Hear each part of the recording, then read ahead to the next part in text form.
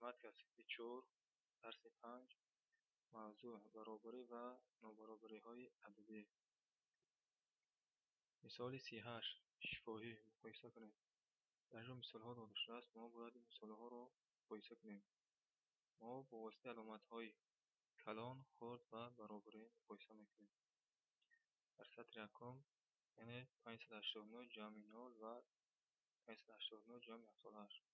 ба ҷои ин се нуқтаҳо мо аломатҳои мувофиқро мегузорем. 589 ҷамъи 0 ки аз 589 ҷамъи 78 хурда аст, мо дар инҷо бояд аломати хурдро мегузорем. дуюмаш буд ки 132 тарҳи 68 ва 145 тарҳи 68. 132 тарҳи 68 ки аз 145 тарҳи 68 хурда аст, мо боз ҳам аломати хурдро гузоштем. ҳамин тавр мо ин мисолҳоро ҳисоб карда мувофиқ ба ҷавобҳояшон аломатҳоро мегузорем. мисоли 39. қисми а.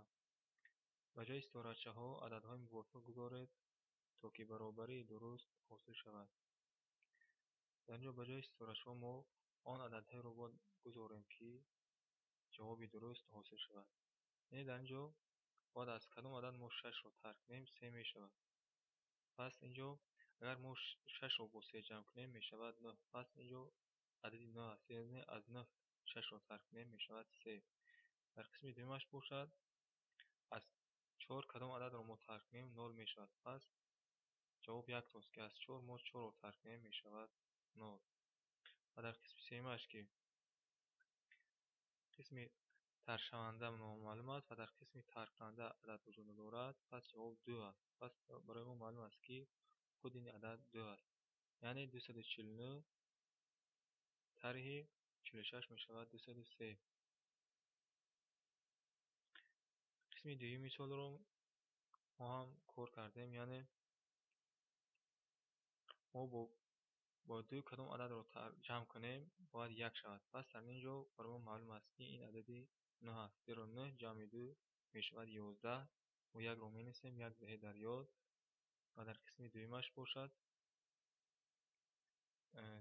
2 ҳаст. 4 ҷамъи 2 мешавад 6. 6 ҷамъи 1 дар хотир мешавад 7. ва ин се худаш мефурад мешавад 371. яъне ин ададҳо мебошанд адади 329. яъне 2 9 329 ҷамъи 42 мешавад 371. қисми б мисоли 39 гуфтааст ки чанд адади дурақамадор ба 9 бебақия тақсим мешаванд. мо аз ҷадвали зарби 9 каритиҳои 9-ро медонем ки ба 9 бебақия тақсим мешаванд. яъне 18 27 36 45 ва ғайраҳо ин ададҳои дурақамӣ мебошанд ки ба 9 бебақия тақсим мешаванд. мисоли 40. а. дар ду халта 70 килограмм сабзӣ буд. дар як халта назар ба дигараш 4 килограмм камтар сабзӣ буд. дар ҳар як халта чанд килограммӣ сабзӣ буд. мо ин мисолро бояд кор карданамон мумкин аст. чигуна бояд мо кор кунем?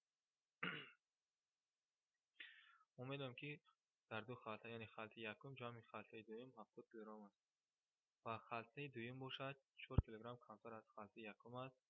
пас мо агар ин минус 4-ро баъди баробарӣ гузаронем мешавад ҷамъи 4 мешавад 74. пас вақте мо 74 килограммро ба ду халта тақсим мекунем, пас халтаи якуми мо мешавад 37 килограмм. пас дар инҷо барои мо маълум аст ки халтаи якум 37 килограмм ва халтаи дуюм ки 4 килограмм камтар буд, пас мо аз 37 4-ро тарк кунем мешавад 33. яъне халтаи якумо 33 килограмм, халтаи дуюмо 37 килограмм. пас 33-ро бо 37 ҷамъ кунем мешавад ҷавоб 70 килограмм мебояд. қисми б гуфтааст ки амалҳоро иҷро кунед. яъне мисолҳои оддӣ ҳастанд, аз амалҳои ҷамъ ва тар ҳастанд. мо инҳоро кор мекунем. мисоли 41. кори мустақилона. муодилаҳоро ҳал кунед. дар инҷо се муодила дода шудааст ки аз муодилаи тарҳ, дигаре зарб ва сеюме тақсим аст. мо инҳоро нишон медиҳем.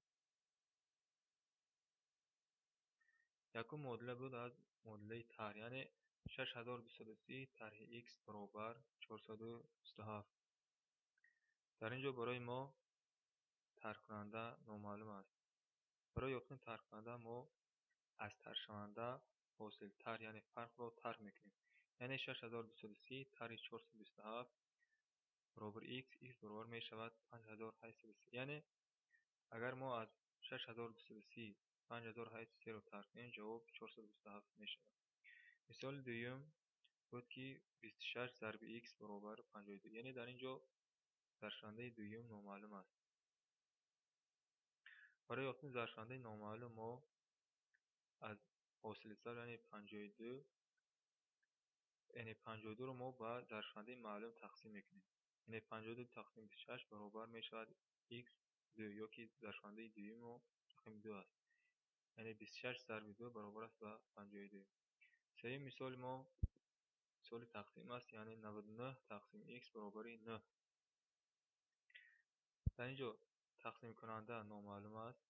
برای خاطر یافتن تقسیم کننده نامعلوم ما از تقسیم شونده رو به حاصل تقسیم میکنیم. یعنی x برابر است به 99 تقسیم 9 x می شود 11. یعنی در اینجا تقسیم کننده ما 11 بود است. پس ما در پایان می سنجیم. یعنی 99 تقسیم 11 باز همان 9 می‌آورد.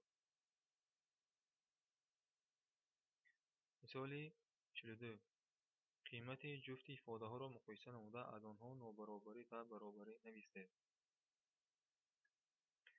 در اینجا مثال های ضرب داده شده است و گفته است که مقایسه کنید با واسطه علامت های خرد و کلان.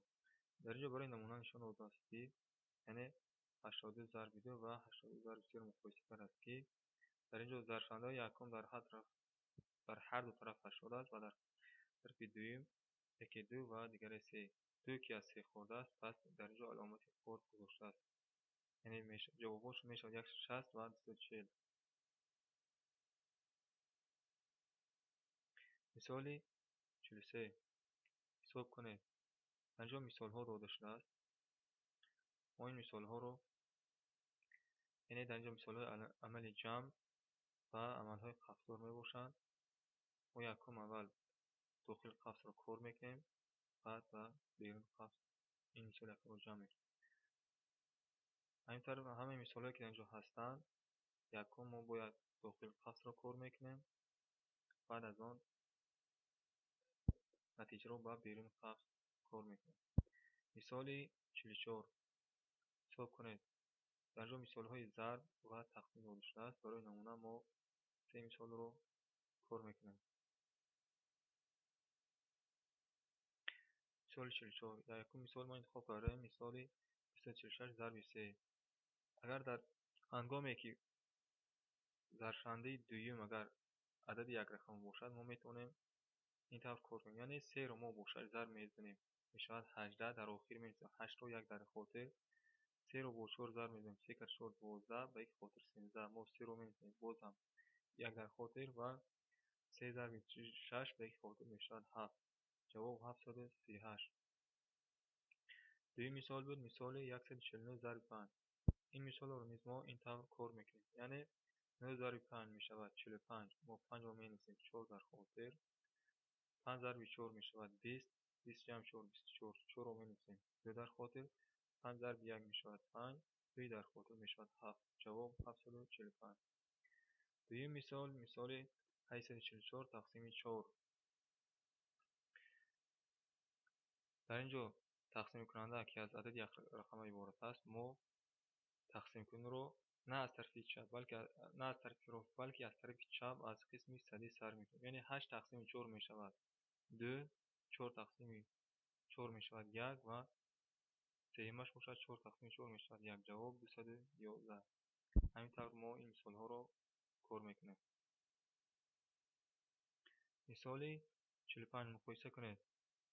در اینجا واحد ها داده شده است. برای خاطر مقایسه کردن واحد ها ما باید یکم واحد ها رو به یک واحد معین بیاریم. یکمش یعنی 1 متر و 95 سانتی متر نشان داده شده است. ما باید یا که متر رو به سانتی متر گردونیم یا که سانتی متر رو به متر. در اینجا ما متر رو به سانتی متر گردوندیم. 1 متر ما می شود 100 سانتی متر. 100 سانتی متر که از 95 سانتی متر کلان است ما علامت کلان رو گذاشتیم. دویمش 1 کیلومتر و 1000 متر. ما در اینجا کیلومتر رو به متر گرداندیم. 1 کیلومتر ما می شود 1000 متر. 1000 متر که به 1000 متر برابر است، ما علامت برابری گذاشتیم. سومش باشد 50 سانتی متر و 500 میلی متر. ما در اینجا میلی متر رو به سانتی متر گرداندیم، یعنی 500 میلی متر ما می شود 50 سانتی متر. پس ما در اینجا علامت برابری گذاشتیم.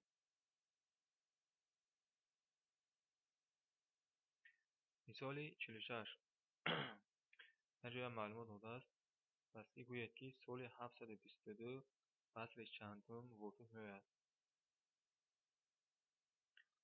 برای خاطر که ما دانیم کدام سال به کدام عصر تعلق دارد، ما از این جدول می‌یابیم. یعنی از عصر یک ما از سال یکم تا سال 100 به عصر یک تعلق دارد.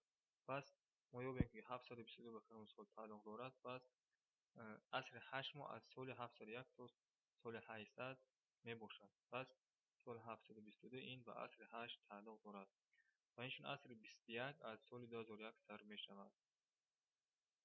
این درس پنجم ما به آخر رسید.